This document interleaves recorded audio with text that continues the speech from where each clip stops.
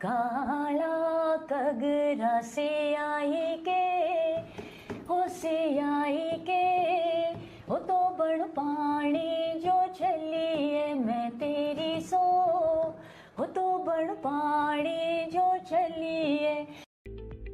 और एक बात आपको और बता दूं कि मेरी शुरुआत जो हुई है वो सिंगिंग लाइन से नहीं हुई। मेरी शुरुआत जो हुई वो दूरदर्शन से हुई, DD1 से। मेरी कैसेट्स में तो इतना था कि म्यूजिक भी अगर कहीं ज्यादा बज जाता था किसी उसमें तो उसकी भी चर्चा होती थी। तो ये जितने भी टाइटल मिले हैं विश्लेषित करके तब मिले हैं मुझे। हमारे जो हिमाचली कल्चर से रिलेटेड जितने सॉन्ग्स होते थे जी, उनके द्वारा एक स्टोरी टेलिंग की जाती थी, एक कहानी बताई जाती थी। बिल्कुल। कई ऐसे गायक हैं जो खुद ही लिखते हैं और खुद ही गाते हैं, तो मैं उनसे करबद्ध प्रार्थना करना चाहूंगी कि कुछ अच्छा लिखिए। सोसाइटी में जो कुछ हो रहा है, ज्वलंत मुद्दे जो हैं उनको उजागर कीजिए।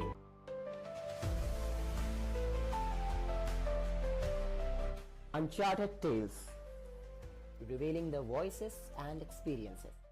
नमस्कार, स्वागत है आपका अनचार्टेड टेल्स में, जहां हम आपको मिलाते हैं कुछ खास मेहमानों के साथ। इसी कड़ी में आज हमारे साथ हैं हिमाचल की एक लोकप्रिय गायिका जिन्होंने अपने गीतों के जरिए हिमाचली कल्चर को सहेज के रखा है। अगर बात करें इन्हें मिले शीर्षकों की तो ये हिमाचल की स्वर कोकिला, हिमाचल की लता मंगेशकर और ना जाने कितने टाइटल्स के साथ संबोधित की जाती हैं। अगर आप हिमाचली हैं तो आपने इनके सुप्रसिद्ध गाने ज़रूर सुने होंगे, जिनमें धोबन, श्यामोनार, रुल दिकुल एवं झमाखड़ा जैसे कई अन्य प्रसिद्ध गीत हैं। ये हमारी लोक संस्कृति का गर्व है। हम बात कर रहे हैं वर्षा कटोच जी की, जिन्होंने अपनी गायकी के ज़रिए हमारे हिमाचली कल्चर को एक अलग पहचान दिलाई है। मैम, बहुत बहुत स्वागत है आपका हमारे अनचार्टेड टेल्स के स्पेशल एपिसोड में। मैम, धन्यवाद Abhishek ji.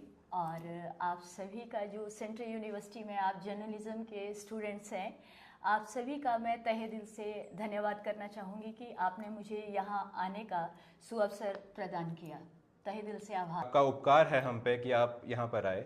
Thank you. Ma'am, आप पिछले 35 सालों से हिमाचली कल्चर को अपने गीतों के ज़रिए समेटे हुए हैं जी।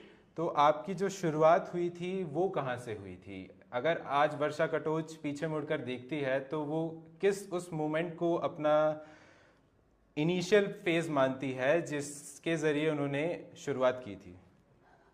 ऐसा है कि शुरुआत की आप बात कर रहे हैं तो शौक तो बचपन से था गाने का। मैंने चौथी क्लास में जब मैं पढ़ती थी तो ब्रिज बिहारी बुटेल जी हमारे मिनिस्टर हुआ करते थे। जी मैम। तो मुझे ऐसे उठा के टीचर्स ने टेबल पे खड़ा किया, तो वहाँ मैंने अपना पहला गीत गाया था, लौंगे गोयाई तारा। मेरा ज़िंदगी का जो पहला गीत है वो है लौंगे गोयाई तारा की तोपदी टप्पर हुए। जैसे शुरू से ही था ये गाने का, तो मुझे नहीं था पता, पर जैसे ऐसे स्कूल में होता है तो टीचर्स बोलते थे कि बहुत अच्छा गाती है। पर सिंगिंग लाइन की अगर आप बात करते हैं तो वो तो फिर कॉलेज में आके शुरू किया, फर्स्ट ईयर में। उसके लिए स्पेशल जैसे कैसेट कंपनी वाले आए थे, तो ऑडिशन जैसे होता है स्टूडेंट्स का। जी, जी। क्योंकि कॉलेज में तो आपको पता है, धर्मशाला कॉलेज में तब हज़ारों के हिसाब से स्टूडेंट्स थे। तो हमारे हिंदी के प्रोफेसर थे, आज तो वो इस दुनिया में नहीं है, पर मतलब आज मैं जहाँ भी हूँ मैं उनको शत शत नमन करती हूँ। डॉक्टर प्रत्युष गुलेरी जी, तो उन्होंने मेरा भी नाम प्रपोज किया उसमें। मैं हिंदी की स्टूडेंट थी, तो उन्होंने बोला कि ये लड़की भी अच्छा गाती है, इसका भी ऑडिशन करो। तो उसमें मतलब मेरी सिलेक्शन हुई। तो पहली कैसेट जो गाई मैंने तो वो थी ब्याह गीत। और एक बात आपको और बता दूं कि मेरी शुरुआत जो हुई है वो सिंगिंग लाइन से नहीं हुई। मेरी शुरुआत जो हुई वो दूरदर्शन से हुई, DD1 से। जी मैम। 9th क्लास में एक टेलीफिल्म बनी थी भारत की नारी, तो उसमें चाहिए था कि देशभक्ति का गीत गाना है। तो फिर वही बात है कि टीचर्स ने मेरा नाम प्रपोज किया कि ये लड़की अच्छा गाती है, तो वहाँ से मेरी शुरुआत हुई गाने की। और सिंगिंग लाइन में तो मैं बहुत बाद में आई। जी मैम, आपने बात की अपनी फर्स्ट रिकॉर्डिंग की, जी। तो आप उसके बारे में बताएंगे कि कितने चैलेंजेस फेस करने पड़ते थे या कब जाके आपने पहली रिकॉर्डिंग की थी? मेरी पहली रिकॉर्डिंग आ गई थी 93 में। ठीक है जी। जी मैम। चैलेंजेस तो ऐसा होता है कि बचपना होता है ना, जैसे आप सब स्टूडेंट्स हैं तो अभी हाँ। उतनी मैच्योरिटी नहीं है आप में। हाँ जी, हाँ तो जी। तब तो ये होता था कि मुझे ये शौक था कि जैसे स्कूल कॉलेजेस बड़ा लंबा सफ़र तय किया, तो उसमें हम देखते थे कि जब भी कोई डांस प्रोग्राम या जो भी स्कूल कॉलेजेस में प्रोग्राम्स किए तो उसमें ज़्यादातर क्या चलता था कि पंजाबी, और उस टाइम ना हरियाणवी बड़े चलते थे गीत। तो होता है ना बच्चों में एक वो होती है कि उत्सुकता कि हमारा कल्चर इतना अच्छा है तो वो क्यों नहीं ऐसे बज सकता, हमारे कल्चर में क्या उतना दम नहीं है। तो वो एक सपना था कि मुझे कहीं ना कहीं मतलब कल्चर के लिए कुछ करना है। जी।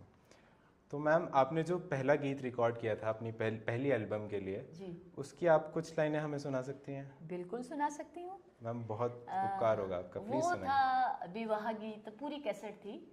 जी मैम। तो अब ये तो बहुत ही लंबी है, जैसे 1 घंटे का था, तो उसमें से थोड़ा सा सुना देती हूँ आपको। ठीक है। जी मैम।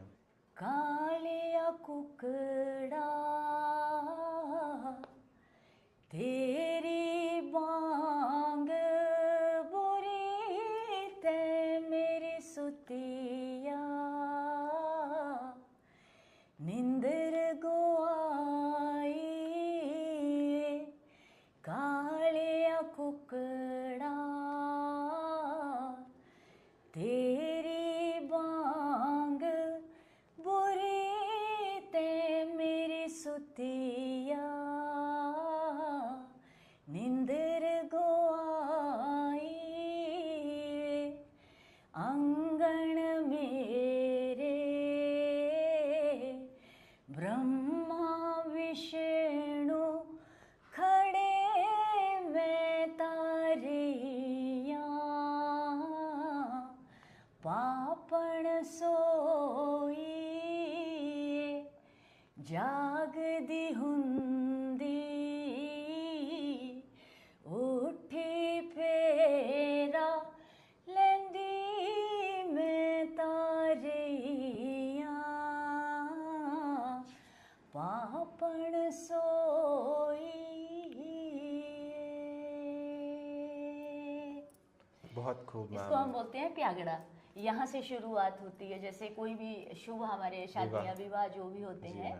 तो यहाँ से शुरुआत करते हैं जैसे हम, उसके बाद फिर बधावा चलता है, पर फिर तो बहुत लंबा है, पर चलो स्टार्टिंग सुनवा दी मैंने आपको। विवाहों में मैम एक बहुत पॉपुलर गानों का फॉर्म होता है जमाखड़ा, जी। जिसमें कुछ तंज कसे जाते हैं। जी। तो आप उसकी 1-2 लाइन सुना देंगी प्लीज? वो तब होता है जब जैसे वर पक्ष वाले जब जी, जी। जब बेटी की विदाई का समय होता है ना, जी। तो वो धाम जैसे बैठते हैं। पहले होता था कि अब तो सारा स्टैंडिंग सिस्टम हो गया, पर कल्चर की जब हम बात करते हैं तो पहले, खैर डिस्ट्रिक्ट कांगड़ा में तो अभी भी है, जैसे ऐसे पंक्ति लगाई जाती थी और आंगन में बैठ के खाना खाया जी जाता था। मैम जी। तो जो दुल्हन मतलब जो बेटी वाले होते थे वो अंदर बैठ के, जब वो वर पक्ष वाले खाना खाने बैठते थे, धाम खाने बैठते थे विदाई के टाइम, तो अंदर से फिर वो गालियाँ, उसको बोलते हैं, हमारे कांगड़ा में तो गालियाँ बोलते हैं, मंडियाली में सिठनियाँ बोलते हैं।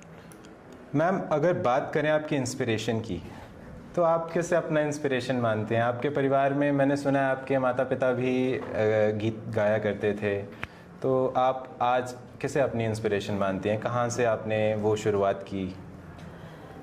मेरे मदर, जैसे गांव में होता है ना कि अपना कल्चर, जैसे जहाँ भी कोई फंक्शन हो तो गाते हैं जी। तो मैं अपनी माताश्री को सुना करती थी, जैसे साथ साथ रहना, तो मुझे बड़ा अच्छा लगता था क्योंकि उनका स्वर भी बहुत अच्छा था, तो उनसे सीखा। और प्रेरणा भी मेरे पेरेंट्स ही हैं, दूसरा कोई नहीं। और आपको सबसे अच्छी बात बताऊं कि मैं नेचुरल हूँ, कि ऐसा नहीं है कि मैंने कोई स्पेशल ट्रेनिंग ली है इसके लिए या कहीं सीखा है, ऐसा कुछ नहीं है, ये गॉड गिफ्ट है। और माँ सरस्वती की देन है कि अपना कल्चर मैं बड़े अच्छे से गा लेती हूँ बस, और सीखा अपने माँ बाप से, ये जो भी सीखा, प्रेरणा भी वही है। तो मैम अगर हम उस समय की बात करें, जिस समय आपने गाना शुरू किया था, तो किसी भी महिला के लिए उस समय गाना इतना आसान काम नहीं हो सकता, या कोई भी काम करना उस समय इतना आसान नहीं हो सकता था। बिल्कुल। तो परिवार का किस तरह सहयोग मिला आपको? परिवार का सहयोग था तभी तो यहाँ तक पहुँच पाए। परिवार साथ नहीं होता तो जैसे लड़कियों का वैसे भी आप देखिए कि पुरुष प्रधान समाज, ठीक है जी, उसमें ऐसे निकल के आना एक बहुत बड़ी, और वैसे भी मैं जैसे राजपूत कैटेगरी से थी तो थोड़ा सा हमारे में भी वो विरोधाभास तो होता ही है जी जी। पर ये कि जब परिवार आपके साथ खड़ा होता है, पर उस चीज़ को हमें ना मेंटेन भी करके रखना पड़ता है कि आपको अपना दायरा पता होना चाहिए कि मैं बाहर निकल रही हूँ तो मेरा दायरा क्या है ना।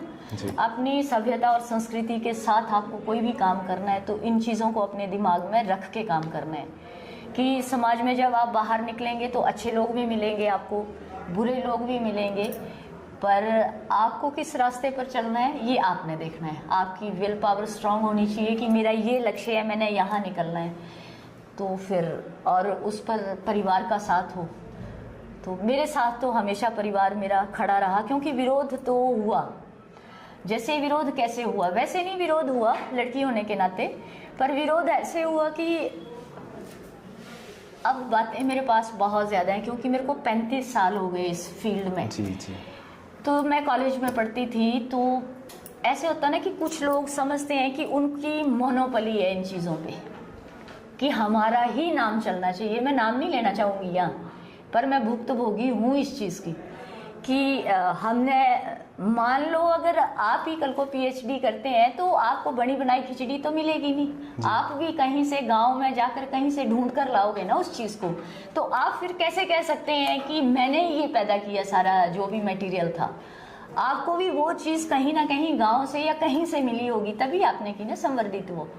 तो ऐसा विरोध हुआ कि हाँ कि मतलब वो जो मोनोपोली थी ना वो तोड़ी मैंने, और वो जो मोनोपोली टूटी तो उसका विरोध हुआ कि सत्यानाश हो गया कल्चर का, ये किया, ऐसे होना नहीं चाहिए था, ये तो गांव की थी चीज़ें, गांव में रहनी चाहिए थी। पर वो हुआ कॉलेज में। ऐसे बाहर अगर आप बाहर की बात करें, सोसाइटी की बात करें, तो सोसाइटी से तो मुझे बहुत ज़्यादा अप्रिसिएशन मिली। पर वही बात आ गई ना मोनोपोली की कि कुछ लोगों को लगता था कि ये जो कांगड़ा का कल्चर है ये जैसे हमारे नाम पे चलता है तो हमारा ही नाम चलना चाहिए। तो उस चीज़ को तोड़ा मैंने और उसका विरोध हुआ। देखिए जितना कल्चर मैंने गाया, मैं ये थोड़ी ना बोलती हूँ कि ये मैंने पैदा किया घर में बैठ के, ये तो किताबों में कहीं संजो के रखा था। तो वहाँ से मैंने ये सारी चीज़ें लाई हैं कि जन जन तक पहुँचाई। जी। तो मैम शायद इसका जवाब यही है कि आपको इतने सारे टाइटलों से नवाजा गया है। मैं चाहूँगा कि आप उनके नाम खुद लें। नहीं, वो तो चलो माता रानी की क्या बोल सकती हूँ कि बड़ा आशीर्वाद है बड़े बुजुर्गों का, गुरुजनों का। और ये जो टाइटल मिले हैं, मैं आपको बताऊं कि बहुत संघर्ष किया इन टाइटल्स के लिए। मुझे नहीं पता, मैंने खुद नहीं, जैसे आजकल आपने देखा होगा एक ट्रेंड चल पड़ा है कि खुद ही अपने टाइटल खुद ही बोल रहे हैं स्टेजेस से, लाइव शो जब हम करते हैं। पर मेरे जो टाइटल हैं मुझे खुद नहीं मिले हैं, ये मिनिस्ट्री लेवल से। और तब जो अखबारें हुआ करती थी, जैसे मेरा नंबर रिलीज होता था तो गिनी चुनी तो अखबारें थी तब। जब मैंने गाना शुरू किया है तो मीडिया तो उतना सशक्त था ही नहीं, प्रिंट मीडिया हुआ करता था। सोशल मीडिया होता तब तो पता नहीं कहाँ होते हैं ना जी। जी। तो तब प्रिंट मीडिया था। तो प्रिंट मीडिया ने मतलब तब ना हर चीज को विश्लेषित किया जाता था, विश्लेषण होता था पहले गानों का। अच्छा। कि मैंने जो गाया है तो बड़े बड़े जो दिग्गज यहाँ बैठे हैं वो सारे विश्लेषण करते थे कि क्या ये चीज़ अच्छी गई। मेरी कैसेट्स में तो इतना था कि म्यूजिक भी अगर कहीं ज़्यादा बज जाता था किसी उसमें तो उसकी भी चर्चा होती थी। ठीक है, तो ये जितने भी टाइटल मिले हैं विश्लेषित करके तब मिले हैं मुझे। कि जैसे पहला जब मेरा विवाह गीत आई थी कैसेट, तो तब मिला था मुझे हिमाचली लोकगीतों की बुलबुल, पहला टाइटल मेरा ये था। फिर उसके बाद जैसे अपने अपने हिसाब से सारी अखबारें देती गई। तो मैं सभी का धन्यवाद करना चाहूँगी कि पता नहीं अब आप सभी लोगों की ब्लेसिंग्स होंगी। तो मेरा इसमें कुछ नहीं है टाइटल्स में। जी। मैम अगर हम आज के समय में हिमाचली लोकगीत की बात करें जी। तो एक फ्यूजन का दौर चला है, एक रिमिक्स का दौर चला है। आप इसके बारे में क्या सोचते हैं, क्या नज़रिया क्या है आपका इसमें? देखिए, रिमिक्स मैंने भी किया, शुरुआत मेरे से हुई रिमिक्स की। पर आप कोई भी काम करो ना, पर जो जैसे एक गाना है ना, उस मतलब ज़्यादा उसकी जो असली रंगत होती है ना जी, उसको गुम नहीं कर देना है हम लोगों को कहीं भी, ठीक है जी, वो वैसी रहनी चाहिए। उसके साथ आप आगे क्या कर सकते हो अच्छा, वो होना चाहिए, ठीक है। बीच में जैसे बड़ा ऐसे आ गया, एक जिसको बोलते हैं अंधड़ सा आ गया कि तहस नहस करने की कोशिश की गई। पर अब मुझे लगता है कि आहिस्ता आहिस्ता फिर उसी चीज़ पे आ रहे हैं हम, हटके की वही कल्चर, वैसे पुरानी धुनें, वही सब कुछ वापस आ रहा है। मतलब रीमेक्स की बात हो रही है अब, हाँ जी। और उन्हीं गानों को फिर से नए दौर में गाया जा रहा है। हाँ जी, हाँ जी। जी। तो मैम अगर इसी कड़ी में बात करें तो आपका सबसे फेमस गाना 32 साल पहले जो आपने गाया था, धोबन, जो आज भी शायद किसी भी शादी समारोह की शान माना जाता है और उसके बिना शादी समारोह संपन्न नहीं होते। जी। तो आप उसकी कुछ पंक्तियां सुना दें मैम हमारे दर्शकों के लिए। चलिए।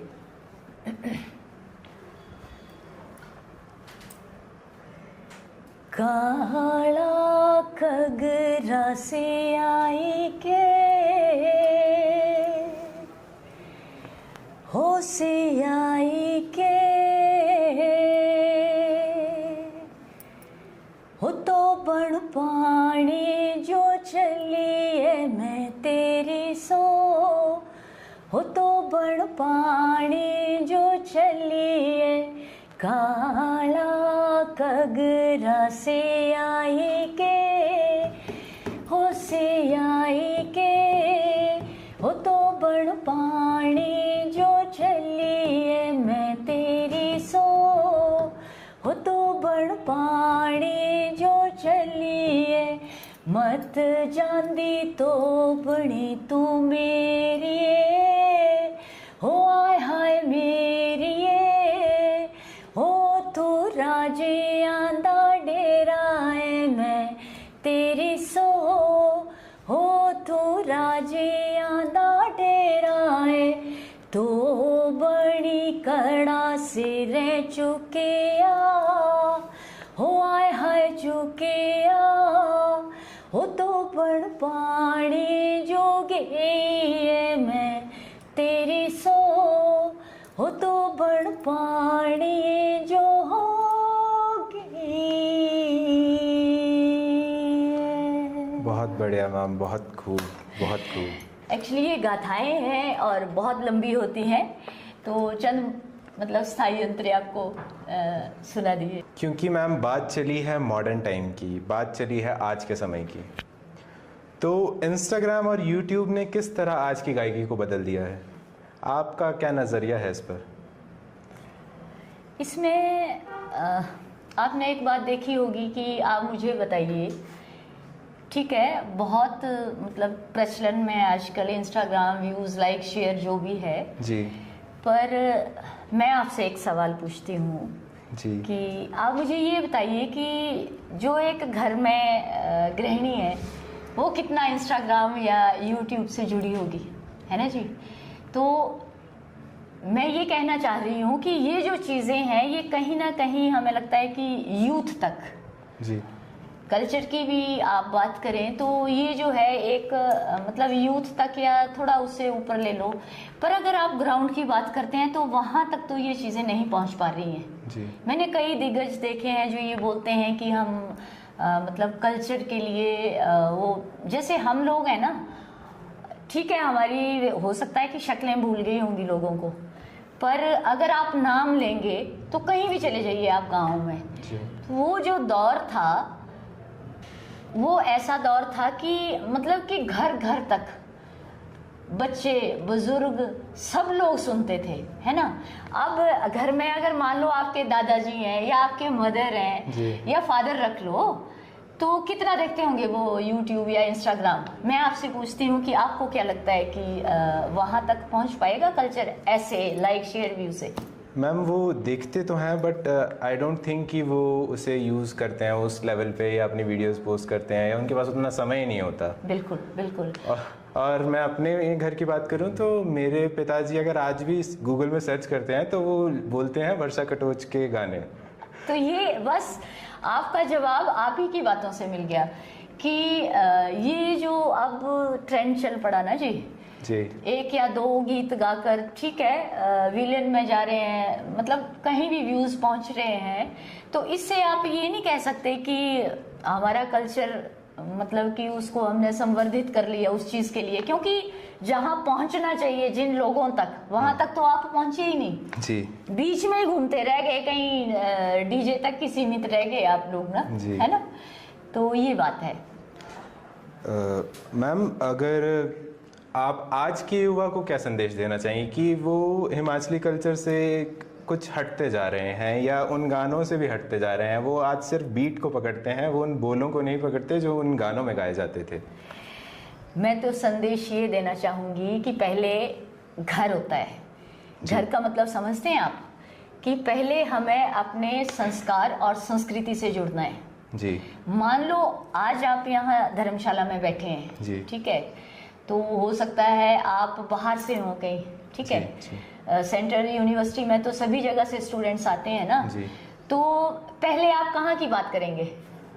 मैं अपने कांगड़ा की, मैं जसीमपुर से आता हूँ तो मैं जसीमपुर की ही बात करूँगा सबसे पहले। बस मैं आपको आप ही के सवालों से आपका रिप्लाई निकाल रही हूँ कि पहले हमें ना घर से शुरुआत करनी होती है, तो हमें चाहिए, इसमें कहीं ना कहीं दोष हमारा भी है, पेरेंट्स का भी है, कि हम शुरू से ही ना बच्चों को वो चीज़ दे ही नहीं रहे हैं। अब हम पहले ही यस नो सिखाना शुरू कर देते हैं, जबकि पहले अपनी जड़ से जोड़ना चाहिए। आपको मैं बताऊं कि मैं 25 सालों से उद्घोषिका भी हूँ रेडियो में, ठीक है जी। तो वहाँ स्पेशल प्रोग्राम होते हैं जैसे यूथ के लिए, तो वहाँ भी मैं एक संदेश एंड में ज़रूर देती हूँ कि पहले आप अपनी संस्कृति से जुड़िए, अपनी जड़ों से जुड़िए, तभी बाहर आपकी इज्जत होगी, ठीक है जी। एक कहावत है ना, कौवा चला हंस की चाल अपनी भी भूला, फिर कहीं ना कहीं वो स्थिति आ जाएगी। तो उस स्थिति तक हमारा यूथ ना पहुंचे तो बेटर है कि आप, मैं पेरेंट्स से भी ये कहना चाहूँगी कि अपने बच्चों को कहीं ना कहीं आप अपनी संस्कृति से जोड़िए। ब्याह शादियों में आप बेटी हैं तो उनको बिठाइए, उनको बताइए कि ये जैसे इतने संस्कार हैं हमारे, इतने विवाह मतलब सारे संस्कारों के गीत हैं, तो उन चीज़ों से जोड़ना चाहिए। और पर ये मैं ये नहीं कह रही हूँ कि मैं आधुनिकता की दुश्मन हूँ, नहीं, पर मैं ये कह रही हूँ कि आधुनिकता के साथ साथ हमारी परंपराएं, हमारे संस्कार, संस्कृति वो भी चलनी चाहिए जी। तो मैम हमारे जो हिमाचली कल्चर से रिलेटेड जितने सॉन्ग्स होते थे जी, उनके द्वारा एक स्टोरी टेलिंग की जाती थी, एक कहानी बताई जाती थी। बिल्कुल। और आज के दौर में जो सॉन्ग्स आते हैं शायद उनका कभी कभी मतलब भी नहीं होता और सिर्फ एक बीट के लिए कुछ शब्द बोल दिए जाते हैं जी। तो इस पे आपका क्या नज़रिया है? मैं ये कहना चाहूँगी कि हमारे समाज में इतनी सारी घटनाएं जो हैं वो घटित हो रही हैं जी। आप मुझे एक भी गायक बता दीजिए मेरे बाद जो लोक गाथाओं का जो दो, मतलब जैसे मैंने जो लोक गाथाएं गाई हैं, जैसे नूरपुर के थे हमारे वजीर राम सिंह पठानिया जी, अगर वो गाथा गाई ना जाती तो आज किसी को पता नहीं होता कि वो 2.5 घड़ी बिना गर्दन के लड़े थे, ठीक है। धोबण ये भी लोक गाथा है, देर जैर दई मारिया ये भी एक सच्चाई है, सच्ची घटना पर आधारित है। शामोनार वो भी सच्ची घटना पर आधारित है। राजा गोपीचंद जी, ठीक है, वो हमारी संस्कृति संस्कारों से जुड़ी है, जहां आज हम मतलब कि मांस की तरफ या पशुओं का ऐसे निरादर कर रहे हैं। तो कभी आप राजा गोपीचंद सुनिए, उसमें आपको पूरा मिलेगा कि एक गाय का उन्होंने वो किया था तो उसके लिए उन्होंने पूरा जीवन लगा दिया प्रायश्चित के लिए जी। तो वो सारी चीजें मैंने कहीं ना कहीं उजागर की। उसके बाद आप मुझे एक भी गायक हिमाचल में बता दो कि किसी ने ऐसी चीजों को उजागर किया हो। ठीक है, मेरी नजर में तो कोई मुझे नहीं दिख कि जिसने उस नजरिए से सोसाइटी को देखा हो या सोसाइटी के लिए काम किया हो। मैं ये कहना चाह रही हूँ कि देखिए गाने, मैं ये भी बोलती हूँ कि कुछ नया लाओ, क्योंकि कितना आप इस कल्चर को घसीटते रहोगे जी। मतलब कि मेरे ही गीतों को रिसाइकल कर करके मतलब 34 सालों से मैं भी सुन रही हूँ, तो मैंने जितना भी कल्चर गाया ये बिल्कुल अननोन था। ये ऐसा नहीं है कि ये गाया हुआ था, किसी ने नहीं सुना था, ये सारी नई कंपोजिशंस थी, पर चली ना, क्योंकि दमदार, बीच में कंटेंट जो था वो दमदार था और लोगों से जुड़ा हुआ था। तो आज भी मैं जो हमारे लोक गायक हैं या जो लिखने वाले हैं, जो लिख रहे हैं, कई ऐसे गायक हैं जो खुद ही लिखते हैं और खुद ही गाते हैं, तो मैं उनसे करबद्ध प्रार्थना करना चाहूँगी कि कुछ अच्छा लिखिए। सोसाइटी में जो कुछ हो रहा है, ज्वलंत मुद्दे जो हैं उनको उजागर कीजिए। कितना आप यही नाचते रहोगे, नचाते रहोगे? हमारी संस्कृति का काम ये नहीं है, नाचना नचाना नहीं है। संस्कृति ऐसी होनी चाहिए कि जो विषयों पर आधारित हो। जी। तो मैम, आपने एक गाने का जिक्र किया, देर जहर दे मारिया। बिल्कुल। वो अगर आप उसके कुछ लफ्ज हमारे सामने गुनगुना दें तो हमारे लिए अति प्रसन्नता की बात होगी मैम। बड़ी दुविधा में डाल रहे हो आप, बहुत पुरानी कंपोजिशन सुन रहे हो आप, है ना? कोशिश है मेरी, अच्छा नहीं गाया जाएगा तो मैम ऐसा हो ही नहीं सकता आप अच्छा ना गाएं। चणिया दिया दाली च खोआया पाबिए देर जहर दे मारिया। चणिया दिया दाली च खोआया पाबिए देर जहर दे मारिया। 50 मुंडुआ ते लाश चुकवाई थी। 50 मुंडुआ ते लाश चुकवाई थी। पेडुए दियाली च दवाया पाबिए देर जहर दे मारिया। चणिया दिया दाली च खोआया पाबिए देर जहर दे मारिया। छम छम दे बड़ी पाबी जरोंदी। छम छम दे बड़ी पाबी जरोंदी।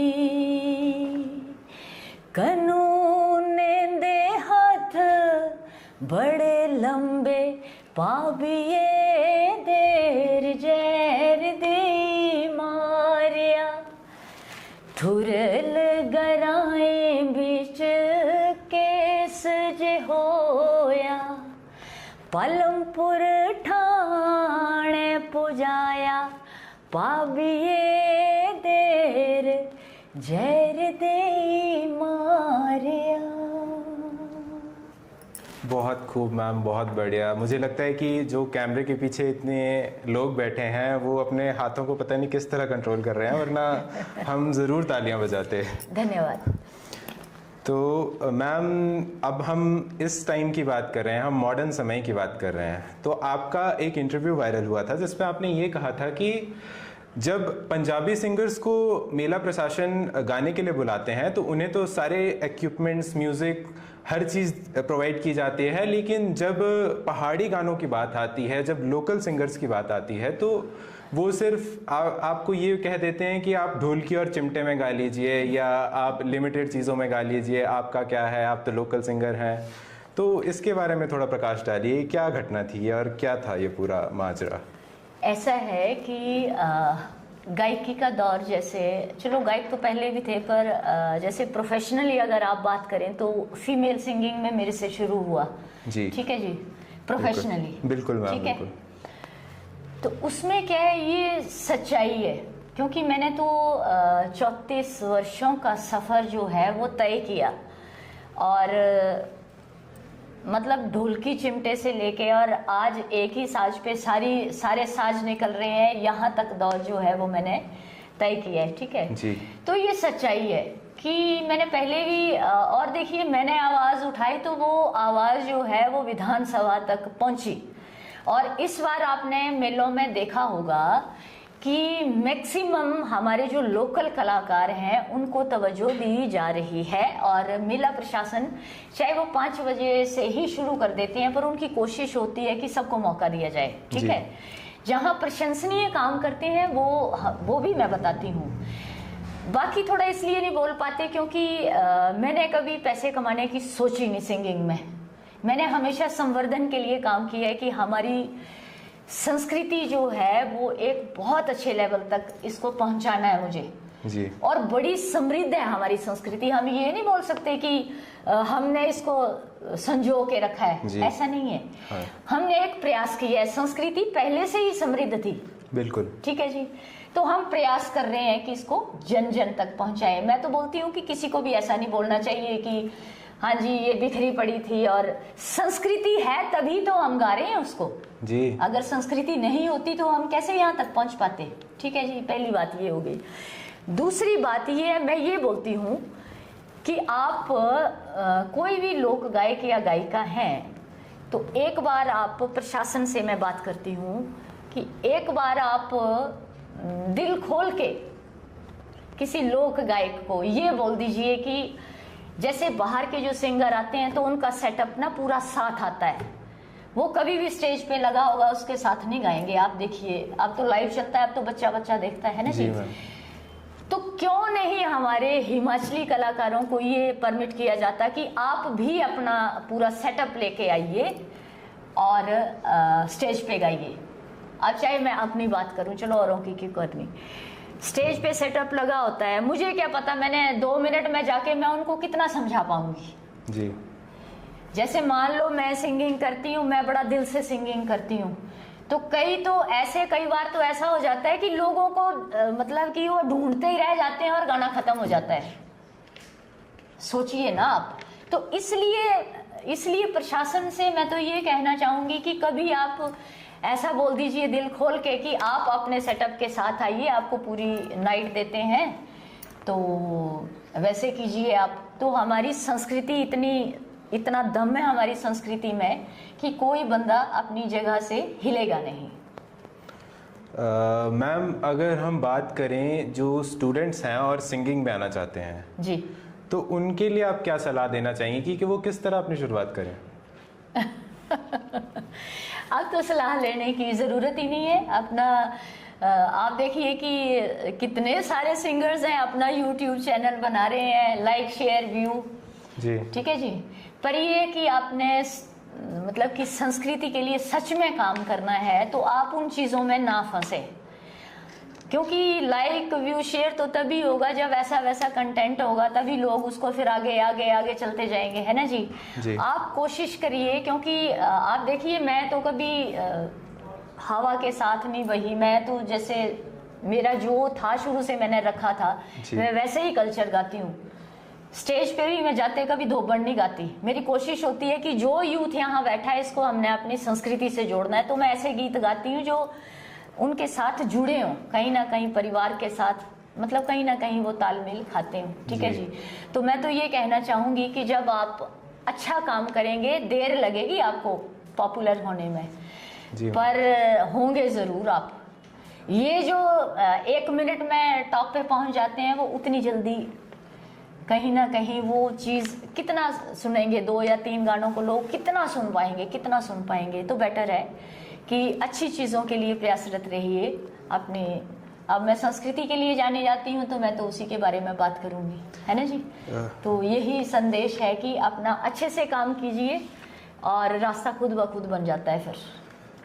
मैम, आज की जो जनरेशन है, आज का जो बच्चा है या जो स्कूलों में पढ़ते हैं, कॉलेजेस में पढ़ते हैं, वो शायद उतने एक्सपोज नहीं है हमारे गानों से या हमारी संस्कृति से। तो अगर हम स्कूल्स या कॉलेजेस में कोई करिकुलम इंट्रोड्यूस करें या इसको उसका एक पार्ट बना दें या एक सब्जेक्ट बना दें, तो शायद हो सकता है कि इसको सहेजा जा सके। हाँ, ये भी है। बहुत अच्छा क्वेश्चन है आपका जी। होना चाहिए अपने कल्चर के लिए, ये चीज़ होनी चाहिए, पता होना चाहिए कि ये बड़ा अच्छा आपका सुझाव है कि होना चाहिए ऐसा। पाठ्यक्रम में कहीं ना कहीं कल्चर से संबंधित भी ये चीज़ें होनी चाहिए कि इससे हम क्या है कि अपनी संस्कृति से जुड़ने में हमें मदद मिलेगी, है ना जी? जी मैम, बिल्कुल। अब अगर हम बोलें, आपने कहा कि मतलब आपके जितने गाने हैं वो लगभग डिस्ट्रिक्ट कांगड़ा में तो बहुत ही ज़्यादा फेमस हैं, तो एक गाना डिस्ट्रिक्ट कांगड़ा के लिए हुसन पहाड़ा था। हाँ, तो मैम उसकी सेल्फ रिटन है वो ना। तो मैम फिर कुछ तो सुना दीजिए, हम आपको आज ऐसे नहीं जाने देंगे। होया कांगड़े मेरे दिख जाया, होया कांगड़े मेरे दिख जाया, हुसन पहाड़ां दा हो, हुसन पहाड़ां दा। इससे ज्यादा नहीं गाऊंगी मैं, सारे गीत आप ऐसे ही सुन लेंगे मेरे से कोई। मैम हमारे लिए ये भी बहुत है, आपने इतना सुना दिया हमें, इतने सारे गीत लाइव सुनने को मिल रहे हैं हमें, इससे ज़्यादा हमारे लिए और क्या जी। तो मैम आपने अब सोचा है कि आप नए कलाकारों के साथ कोई कोलैबोरेशन करेंगी या नए कलाकारों के साथ एक गीत गाएंगी? कभी इस बारे में कुछ सोचा आपने? मैंने कुछ नहीं सोचा है, क्योंकि मेरा विजन ही अलग है ना जी। पैसा कमाना संस्कृति के जरिए मेरा कभी भी वो नहीं रहा है, कंसेप्ट नहीं रहा है जी। तो मैंने संस्कृति के लिए काम करना है, वो तो मैंने करना ही करना है। तो मैं शुरू से अकेले चली थी, अकेले ही चलूँगी एंड तक, जब तक माँ सरस्वती आशीर्वाद रखेगी तब तक अकेले ही प्रयास करूँगी संस्कृति के लिए। जी मैम आप साक्षात रूप हैं सरस्वती का, आपकी धन्यवाद। जो वाणी है हम सबके लिए और लाखों दिलों के लिए बहुमूल्य है। हम इसको शब्दों में बयान नहीं कर सकते कि आप कितना अच्छा काम कर रही हैं, और आपने उस गायकी से ऊपर उठ के सामाजिक कार्यों में अपना योगदान दिया है, जो कि प्रशंसनीय बात है। जी। आज के कलाकार इस चीज़ में भरोसा नहीं रखते या इसमें विश्वास नहीं करते, और वो सिर्फ पैसों की तरफ या फाइनेंशियल गेन्स की तरफ भागते हैं, लेकिन आपने ये बहुत सराहनीय काम किया है।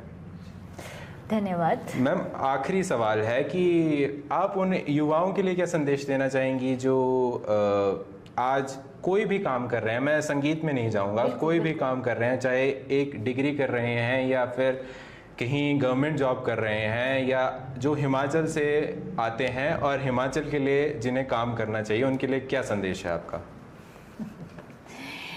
मेरा संदेश तो यही रहेगा कि सबसे पहले क्या है, हम इंसान हैं, है ना जी? जी। तो हमें ना इंसानियत के नाते जी अच्छा करना चाहिए। बिल्कुल मैम। हमें ये नहीं देखना है क्योंकि 5 उंगलियां हमारी ये बराबर नहीं होती कभी भी। अच्छे लोग भी मिलेंगे, बुरे लोग भी मिलेंगे, पर ऐसे में अगर आप अच्छे हैं, आपके साथ बुरा हो रहा है, तो आपको अपनी तासीर नहीं चेंज करनी है जी। आप अच्छे हैं तो आपको अच्छे बन के ही चलना है, तभी आप परिवर्तन ला सकेंगे।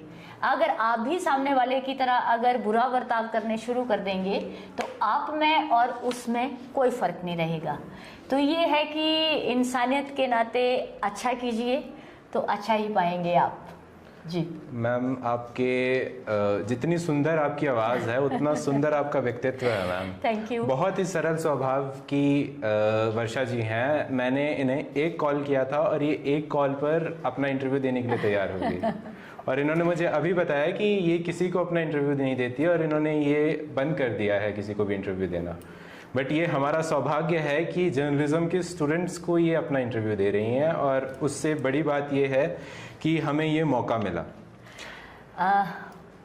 इसमें मैं आपके साथ एक बात साझा करना चाहूँगी कि आपको मैंने इसलिए समय दिया क्योंकि मैं भी इस दौर से, स्टूडेंट लाइफ से गुजरी हूँ। मैंने AA B.Ed किया है, तो ये लाइफ मैंने भी देखी है। कितनी जैसे कल आप मुझसे बात कर रहे थे तो कितनी टेंशन आपकी बात में झलक रही थी जी। तो एंड मोमेंट पे मुझे ऐसा मैंने फील किया कि आप काफ़ी चिंतित हैं कि अगर नहीं होगा तो क्या होगा। तो इसलिए आप सभी मेरे लिए तो बच्चे ही हैं, तो आपकी भावनाओं की कदर करते हुए कि आप दिल से जुड़े थे इस चीज़ के लिए, तो उस चीज़ की मैंने कदर की है कि ऐसा नहीं है कि आपने अपने व्यू लाइक शेयर बनाने के लिए इंटरव्यू किया जी। आप दिल से जुड़े हैं मेरे साथ, तो उस जुड़ाव को देखते हुए मैंने आपको इंटरव्यू के लिए हाँ करी है। अदरवाइज अब मैंने बहुत कम कर दिया इंटरव्यू देना, क्योंकि मुझे नहीं चाहिए नेम फेम, ठीक है। वो जो चलो जो है, जो लोगों का प्यार मेरे सिर पे बना आज तक 34 सालों से, जो सारे मुझे प्यार दे रहे हैं, बच्चे बुजुर्ग माताएं बहनें भाई सब, तो वही काफ़ी है मेरे लिए। मुझे नहीं चाहिए लाइक शेयर व्यू, मुझे आशीर्वाद चाहिए आप सबका, ठीक है जी। तो आपकी भावनाओं की कदर करते हुए मैंने आप सबको टाइम दिया। मैं आपकी आभारी हूँ कि आप इतने अच्छे से मतलब मुझे सुन रहे हैं और इतना अच्छा आप साक्षात्कार जो है वो मेरा ले रहे हैं इतने प्यार से। मैम, ये मेरा पहला इंटरव्यू है। मैंने कभी नहीं सोचा था कि इतनी बड़ी सिंगर्स का मैं कभी इंटरव्यू ले पाऊंगा, और ये मेरा परम सौभाग्य है कि मैं आपका इंटरव्यू कर रहा हूँ। मैं आभारी इसलिए हूँ कि ऐसा नहीं है, एक आप आजकल तो इतने गायिकाएं उभरते कलाकार जो हैं वो आ रहे हैं जी। उन सब में से आपने मुझे चुना, उसके लिए मैं आप सभी स्टूडेंट्स का धन्यवाद करती हूँ। मैम, हम विदाई की तरफ बढ़ रहे हैं, तो आपसे एक विदाई गीत तो सुनना बनता है। रसा बसा वेलो को असा परदेसी वो बंदे, असा परदेसी वो बंदे हो रहंदे खड्डा दे कंडे, साड़ी जांदी बारी दी सलाम ले लो जी। अपूस अदिबो खांगे तुसा जो सारी वो देंगे, भाई मेरे रे वो जाया अज दी रात वेहा, सजन रे जी जायो अज दी रात वेहा। रसा बसा बैलो को असा परदेसी वो बंदे, असा परदेसी वो बंदे हो रहंदे खड्डा दे कंडे, सड़ी जांदी बारी दी सलाम ले लो जी। बहुत बढ़िया मैम, धन्यवाद वर्षा कटोच जी। आपने इतनी सुंदर सुंदर बातें हमारे साथ की, और मैं अपने दर्शकों को बताना चाहूँगा कि इनका व्यक्तित्व भी उतना ही सुंदर है जितनी इनकी वाणी है। तो इसी के साथ हम अगले एपिसोड में मिलेंगे एक नए मेहमान के साथ। तब तक के लिए दीजिए इजाज़त। धन्यवाद।